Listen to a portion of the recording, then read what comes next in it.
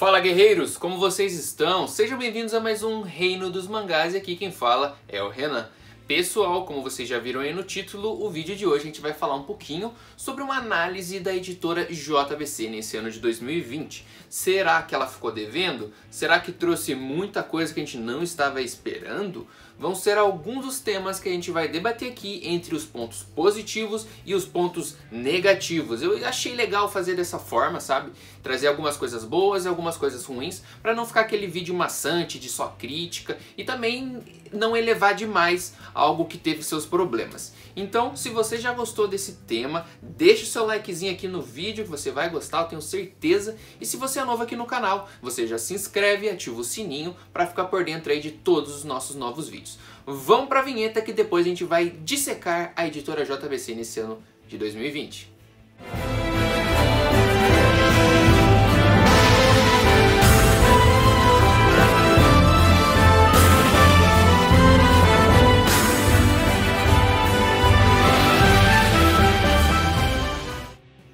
Começando então com o primeiro ponto positivo da editora JBC, é a comunicação. A JBC é uma das principais editoras aqui no nosso país e principalmente em parte de comunicação, ela com certeza está ao lado aí da Pipoca e Nanquim como as que melhor se comunicam com o público. Por quê? Primeiramente, eles têm um Instagram bem ativo, com novidades sempre. Eles têm uma loja chamada Japorama, que eles também atualizam com várias coisas legais que chegam lá. Inclusive, a JBC aí quebrou alguns paradigmas, sim. Ela colocou mangás de outras editoras, como a Pipoca e Nanquim, como a Panini, dentro da sua própria loja física. Eu achei isso muito interessante. Uma jogada aí que mostra bastante, digamos assim, responsabilidade, bastante confiança, né, em vender também produtos dos seus companheiros, não, digamos assim, seus adversários, né, não são inimigos, mas são adversários diretamente nas vendas, né, são rivais nas empresas. Mas tá, voltando para a comunicação é boa também porque eles têm um YouTube bem ativo, o Instagram também é bem ativo, mas eu quero falar um pouquinho aqui do YouTube. A JBC ela é conhecida aí já há muitos anos por causa do Henshin Online. O Henshin Online era um quadro semanal de cerca de 10 a 15 minutos que informava todas as novidades que a editora trazia durante aquela semana. Se tinha mangá novo sendo aprovado no Japão, se tinha mangá chegando às bancas, novos anúncios, várias coisas legais que traziam sempre para o público ficar por dentro. Quantos de vocês colecionadores aí não assistiam todo o Henshin Online todas as sextas-feiras, né? Aposto que sim. Agora, nesses últimos meses, com algumas mudanças na editora, houve uma mudança desse canal, mas a comunicação se manteve. Nos primeiros meses, ali, pelo menos o primeiro mês ali do começo da quarentena e tal, ainda estava um pouco conturbada essa parte da comunicação, mas ainda assim era muito superior às outras editoras. E agora está tendo o JBC Beats, que também é um quadro parecido com o que era o Henshin Online, só que num formato de lives. Ou seja, toda quinta-feira, se eu não me engano, na quinta ou na sexta-feira, acho que é na quinta, à noite, eles estão fazendo uma live aí que varia às vezes meia hora, às vezes uma hora, para falar sobre os acontecimentos aí da editora durante a semana. Então, tem vezes que eles estão falando sobre algum lançamento, às vezes eles estão falando sobre algum anúncio que pode vir, falando sobre reimpressões, ou até mesmo dos seus novos títulos, agora que eles estão trazendo algumas coisas nacionais. Então, a comunicação da editora JBC sempre foi muito legal. Teve uma pequena queda no começo do ano, mas já voltou a ser o que era. E aí eu coloco como um grande ponto positivo nesse 2020 essa comunicação que, além dela, é acompanhada de uma transparência bem legal. A JBC sempre deixou claro alguns problemas que teve, por exemplo, agora da quarentena, que teve que deixar de produzir algumas coisas. Então ela sempre foi o mais clara possível aí, dentro, claro, né? Tem algumas coisas que não dá para revelar, porque faz parte do marketing, faz parte da estratégia, né? Mas ela sempre foi o mais transparente possível que ela conseguia. Porém, a gente tem um ponto negativo agora para contrabalancear da editora JBC. Algumas pessoas talvez não vejam isso como negativo, mas eu sei que a grande maioria acaba vendo, que é o espaçamento entre os seus volumes. Infelizmente, isso acabou aumentando ainda mais por causa da quarentena, e isso causou aí um pouco de desconforto em grandes partes aí das pessoas que colecionam mangás da JBC. porque alguns títulos, por exemplo, My Hero Academia, manteve mais ou menos uma média, mas alguns títulos aí estão capengando com volumes aí praticamente lançamentos quase anuais. Quem coleciona aí Alita sabe do que eu tô falando. Alita foi lançado, se eu não me engano, em outubro de 2019, 2 volumes, e só agora em outubro de 2020 é que foram lançados mais 2 volumes. Então isso é um pouquinho ruim para quem acompanha essas leituras, porque você quebra, digamos, aquele hype, né, do mangá, porque você fica muito tempo sem. Porque querendo ou não, é legal você pegar lá, comprar 2 mangazinhos de uma vez, mas depois você ficar quase um ano sem ler um volume novo, isso aí acaba atrapalhando sim. E não foi apenas com Alita, a gente tem outros 2 casos bem claros desse problema que teve, que foi Arslan Senki. Arslan Senki foi lançado, foi um lançamento na verdade, né, em 2019, em dezembro, e só agora em outubro que voltou o mangá. Então você imagina, aí são quase 10 meses longe, ainda mais um lançamento. E sobre isso ainda teve reajuste, então você teve um mangá que você comprou o volume 1 e o volume 2 há quase um ano atrás, em dezembro, e agora em outubro vem os 2 volumes novos, o 3 e o 4, e com reajuste. Ou seja, você quebra muito o hype do seu lançamento, que você fica muito tempo sem lançar. E eu acho que isso prejudica sim as vendas. Você tá vendo agora aí, colecionador, que o Arslan Senki saiu o 3 e o 4, mas você não percebe que tem uma grande leva de colecionadores comprando. Porque o mangá foi lançado lá atrás, meio que vendeu um pouquinho ali, daí ficou meio que abandonado. Algumas pessoas acabaram até desistindo da coleção, eu vi no Facebook algumas pessoas vendendo. E agora, com o lançamento do 3 e o 4, eu vi uma galerinha assim mais tímida pegando. Então eu acho que essa quebra de hype, esse tempo muito longe de lançamento acaba atrapalhando. E o último exemplo que eu vou dar é o do Eden Zero. O Eden Zero ele foi lançado, se eu não me engano, em dezembro de 2018.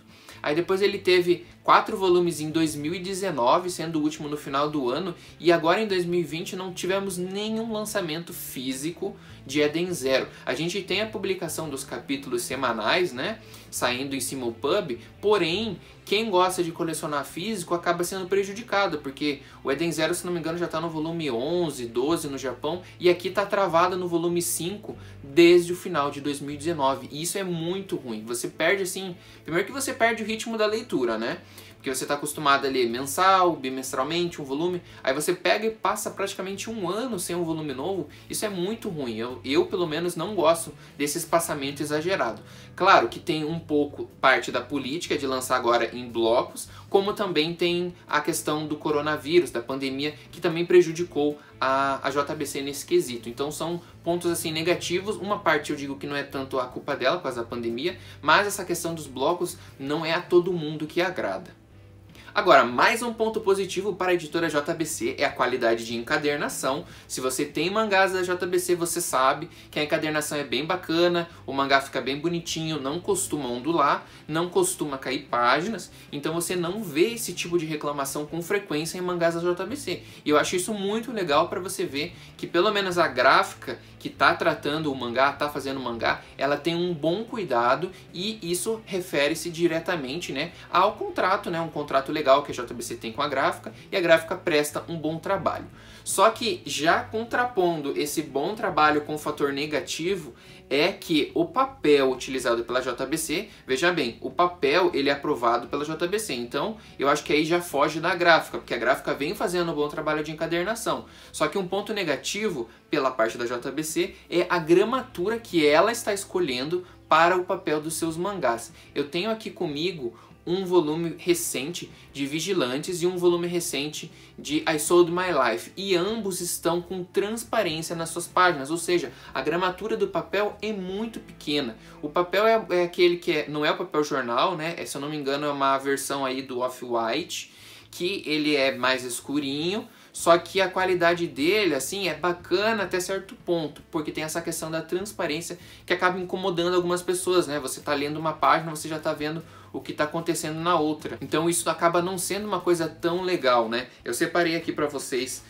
darem uma olhada em algumas páginas, né, do I Sold My Life. Você consegue ver bem que o que está acontecendo na outra página aqui. Então não é muito legal quando você tem esse tipo de coisa, né? Você está lendo e ao mesmo tempo o teu papel ali está mostrando, principalmente nas páginas mais claras, né? Então não é uma coisa que fica tão legal assim de você acompanhar. Sem contar que um papel fininho assim, você ainda tem mais chance de acabar rasgando, né? Sem querer ou conforme passando o tempo, né? Então isso, digamos, já não é uma coisa tão legal essa gramatura que está sendo escolhida pela editora JBC. Agora, mais um ponto positivo para a editora JBC neste ano foram as reimpressões. A gente está vendo que a Panini vem fazendo reimpressões agora, mas isso já vem acontecendo com a JBC mesmo sem ganhar tanto alarde há algum tempo. A JBC trabalha com reimpressões, isso é muito bacana porque ajuda o novo colecionador, ajuda o colecionador que perdeu alguns volumes. A gente, só para dar uma relembrada, nós tivemos casos de Fullmetal Alchemist, que teve vários volumes reimpressos, acabou a publicação, a JBC foi lá, reimprimiu o volume 20, 21, 22,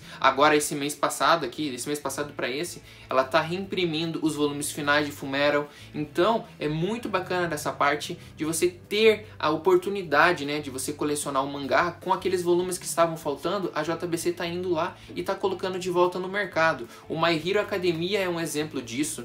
Teve volumes aí no meio que ela reimprimiu, volumes do começo que ela reimprimiu. Então são esses tipos de atitudes que dão pontos extras sim para a JBC. Por mais que tenha seus problemas, essas atitudes das reimpressões sem uma cobrança assim tão assídua do público, tipo, nossa, vamos colocar a faca ali no peito da JBC porque a gente precisa reimprimir esse mangá. Não, ela tá meio que fazendo isso baseado nos pedidos, sem assim precisar implorar para ela, ó, por favor, JBC, reimprima meu Narutinho, igual a gente precisa falar com a Panini. Aqui não, no My Hero, no Fullmetal, entre outros títulos, ela tá fazendo a reimpressão de bom grado, tá com uma qualidade aí legal e tal, mas isso ajuda muito o colecionador a não precisar ficar passando, digamos assim, por uma obrigação de ficar implorando para conseguir reimprimir o seu mangá.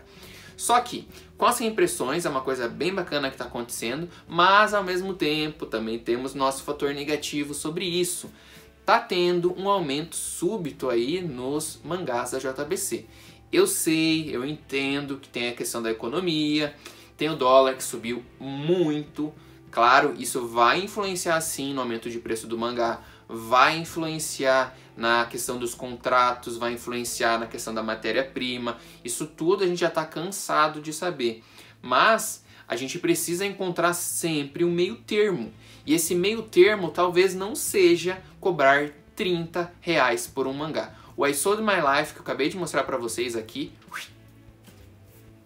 está custando praticamente R$30. Um mangá de 200 páginas, com uma folha que tem uma gramatura um pouquinho fininha, que poderia ser melhor. A encadernação é bacana, vem um brindezinho e tal, mas cobrar R$30 por um título eu acho que já está passando um pouco do ponto.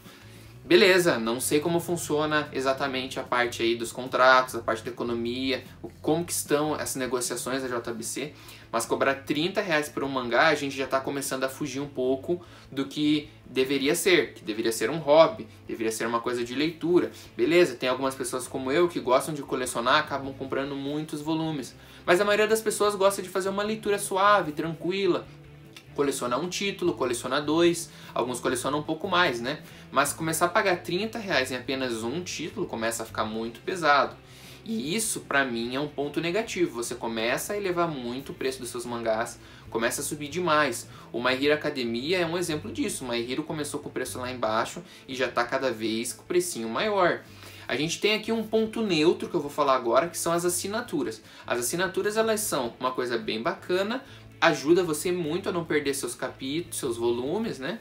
E você consegue manter uma frequência, né? Afinal de contas, você está fazendo uma assinatura, você vai acabar recebendo tudo sem precisar se preocupar com furos. Isso é muito legal. Só que ao mesmo tempo eu acho que os preços das assinaturas também deveriam ter, assim, um pouquinho mais de desconto. Na média é uns 15% de desconto que a JBC está dando na assinatura e alguns brindezinhos, como Maxi Cards, marca-páginas. Mas eu acho que isso não é o suficiente. Eu acho que para você se comprometer com uma assinatura longa, por exemplo, a do My Hero. A do My Hero, inclusive, eu assinei, porque eu não tenho a coleção do My Hero Academia aqui. Então eu aproveitei agora e assinei. Eu achei o preço ok. Eu não vou dizer pra você que, nossa, era oportunidade de ouro pra mim assinar. Não, é porque eu não tinha o mangá e eu sou acostumado a comprar vários volumes, né? Comprar várias coleções. e era uma que me interessava, então eu aproveitei a reimpressão para assinar e receber aqui na minha casa 3, 4 volumes, né? Então você paga um precinho mais ou menos ok, tem o frete grátis, né? Porque sempre vai ser enviado para você, mas ainda acho que dava para dar uma melhoradinha no preço, JBC. Acredito que você conseguiria aumentar aí um pouquinho a sua tiragem, talvez, e diminuir um pouquinho o preço. Agora, um ponto positivo também são os digitais que a JBC vem trazendo. Muita gente prefere às vezes partir para o digital, ler no Kindle, ler na tela do seu computador, do seu celular. Então, ter esses digitais no mercado ajuda também a crescer o mercado de mangás. Então, eu acho que isso é um bom acerto. A JBC praticamente não sei se foi a primeira, mas é uma das pioneiras, né, no mangá digital, e pelo menos é a principal que trabalha com isso aqui do Brasil, das editoras. É a que sempre está trazendo volumes novos, está sempre trazendo capítulos semanais, os tal dos simultubs, né, trazendo aí pra gente. Só que assim, aí é um ponto positivo, mas eu também tenho um ladinho negativo disso, que é o velho do valor, o preço. Acredito eu que o preço daria sim para dar uma estudada melhor. Afinal de contas, você não demanda a tal da matéria-prima, então você não demanda levar para uma gráfica, porque você paga a gráfica e você paga a matéria-prima, né? São duas questões aí em um. No digital você já não tem isso, você tem que pagar o seu contrato, né? Os direitos autorais e tudo mais. A questão da distribuição realmente eu não sei como funciona na parte digital, mas normalmente fica disponível lá na Amazon, entre outros sites aí que fazem essas vendas online digitais, né? Então eu acho que o preço do mangá digital poderia dar uma boa de uma caída, porque eu acredito sim que dá para cobrar um pouco menos da metade de um volume físico num volume digital. E os simulpubs, pagar R$3,90 também acho meio salgadinho, viu? Para pagar R$3,90 em um capítulo. Eu não sei se está R$3,90 ou R$2,90, mas se não me engano é R$3,90. Então acho que é um pouquinho salgado, também daria para fazer uma análise para você diminuir o preço e ao mesmo tempo você aumenta o seu público, né? Você acaba atraindo mais gente. Agora a questão dos anúncios, bacana, porque a JBC deu várias dicas aí, já confirmou muita coisa legal que vem, só que aí tem um grave problema também. E digamos que esse é um ponto positivo e negativo ao mesmo tempo. Ponto positivo, anúncios bem legais. Pontos negativos, prazos muito longos. Tá, vamos por parte. A gente já comentou aqui sobre os mangás que estão com problemas, digamos assim, de datas, né? Que é o caso do Alita, que ficou praticamente 1 ano. A questão do Eden Zero, que também ficou praticamente 1 ano. E, por último, o Arslan, que foi até, digamos assim, um crime o que a JBC acabou cometendo, né? Porque era um lançamento, a mesma autora de Fullmetal Alchemist devia ter tido um cuidado maior com o Arslan e não ter ficado tanto tempo em hiato aí até agora, quase 1 ano depois. Só que aí nós temos os anúncios que chegaram lá no começo desse ano de 2020, em janeiro, fevereiro, a JBC conseguiu anunciar algumas coisas muito legais, como o tão esperado Inuyasha. Inuyasha foi anunciado no começo desse ano em Waidenban. Se eu não me engano, o Waidenban é como se fosse um 2 em 1 mais ou menos, porque se eu não me engano, de 56 edições vai para 30 edições, mas vai vir bem bacana pelo que a JBC tá comunicando. Só que ao mesmo tempo a gente foi obrigado a receber um anúncio no começo de 2020 que é para 2021 e a JBC ainda não disse o prazo, né? Quando em 2021 vai ser, no começo, no meio, no final do ano, a gente está esperando, mas é um anúncio legal. Outro anúncio legal que ela teve foi o Náusea no Vale do Vento, que é lá do estúdio Ghibli. Então é mais um título excelente e muito esperado aqui no Brasil, porque a Conrad anunciou ele, infelizmente não o finalizou, o que deu muito problema. A JBC foi atrás e conseguiu licenciar esse título. Pelo que o pessoal lá da JBC, através do JBC Beats, comentou, já tem várias coisas aí já em andamento, já está aprovado algumas coisas, então provavelmente, espero eu, né, que no começo de 2021 já tenhamos Nausicaa nas bancas e nas lojas especializadas. Outro anúncio, Sailor Moon Eternal Edition, também está lançado aí para 2021, mais um anúncio desse ano para 2021. Uma surpresinha agora da última semana, que já está dando muito o que falar, é a reimpressão ou relançamento, né, de Hunter x Hunter. Os detalhes a JBC ainda vai dar provavelmente nesta semana, né, sobre Hunter x Hunter, mas já está confirmado que teremos desde o volume 1. Também temos Ping Pong, que eu quase esqueci de dizer aqui, que também vem para 2021 com o traço do Taiyo Matsumoto, né? Do mesmo autor aí de Tekken Kinkred. Então vai ser um mangá também que vai atrair um novo público, que o pessoal não está tão acostumado com esse tipo de arte, né? Esse tipo de design. Então é mais um anúncio que a JBC prepara para 2021. Então beleza, foram 5, né, anúncios bem legais que a gente teve nesse ano para 2021. A gente espera que em 2021 isso se concretize cada vez mais rápido, né? Porque querendo ou não, teve a pandemia, teve vários atrasos, né? Atrasos na comunicação, atrasos nas gráficas. Então teve muita coisa que a JBC acabou deixando para trás, deixando parada nesse meio tempo, né? Então a gente acredita que em 2021 seja um ano melhor para a JBC. A JBC, ela passou assim na média esse ano, eu acho que numa nota 6 e 7, porque ela teve ótimos anúncios, ela teve uma boa qualidade nos seus mangás, ela teve uma ótima comunicação, 3 pontos super positivos. Alguns pontos negativos que puxam essa nota para baixo é que esses grandes anúncios acabou que nenhum acabou saindo esse ano.